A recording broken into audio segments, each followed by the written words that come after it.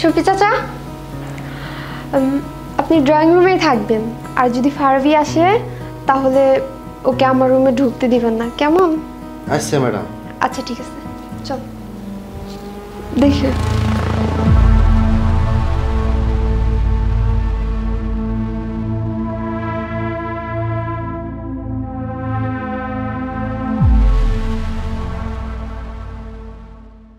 ভালোই তো দেখছি, তুই আমাকে ভুলেই গেছিস, কোনো খোঁজ খবর নাই।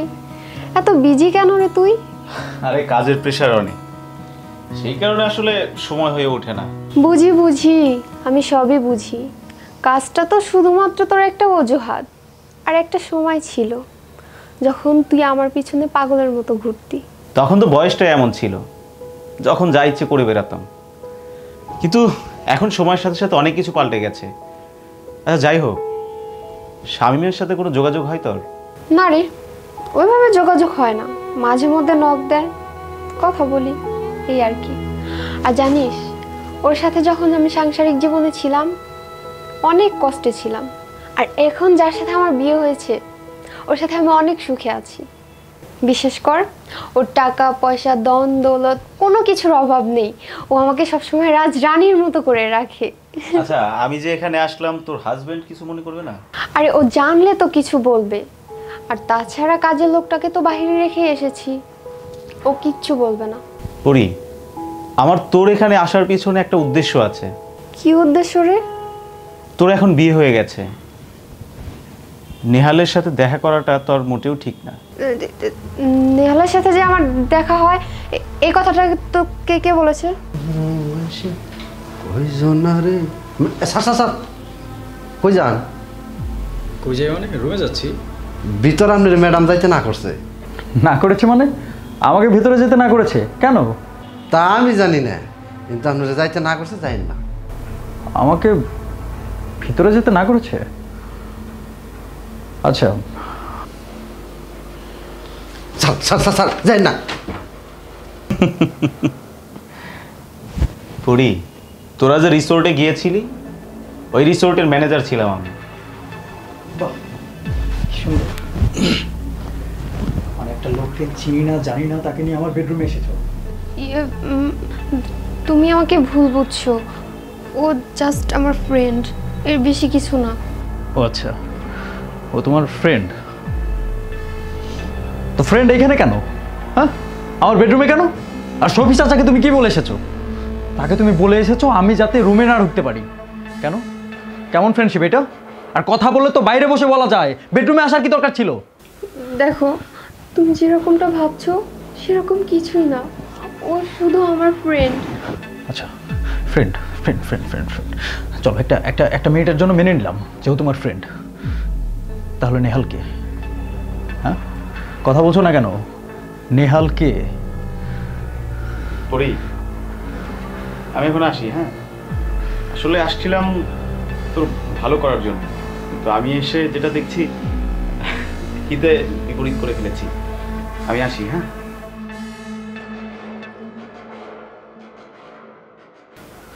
কি নেহালকে? হ্যাঁ, কথা বলছো না কেন?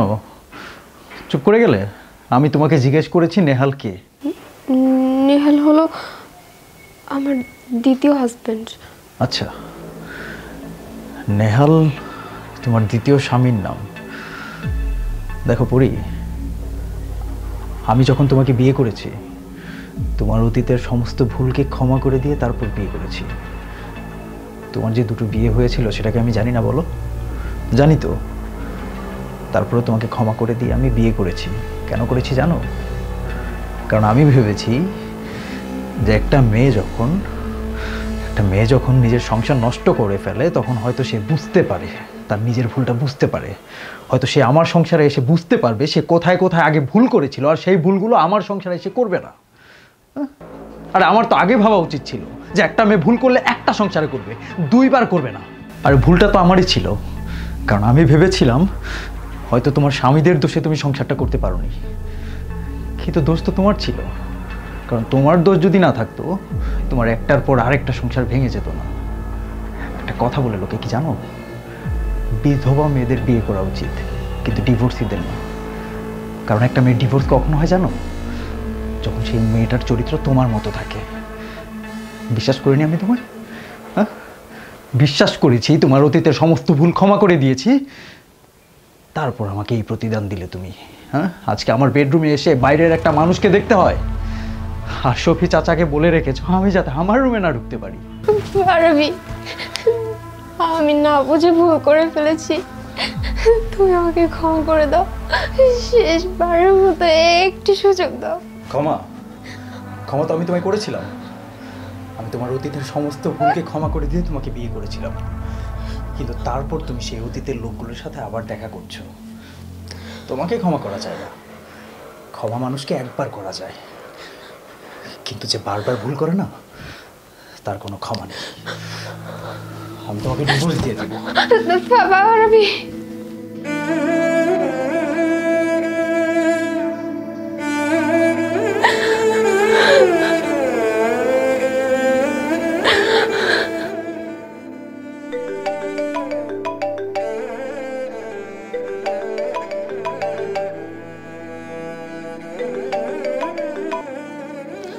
হ্যালো, এই কুত্তার বাচ্চা, তুই ওকে ফোন দিয়েছিস কেন? হ্যাঁ, আজকে শুধুমাত্র তোর জন্য আমার এত সুন্দর সংসারটা ভাঙতে যাচ্ছে।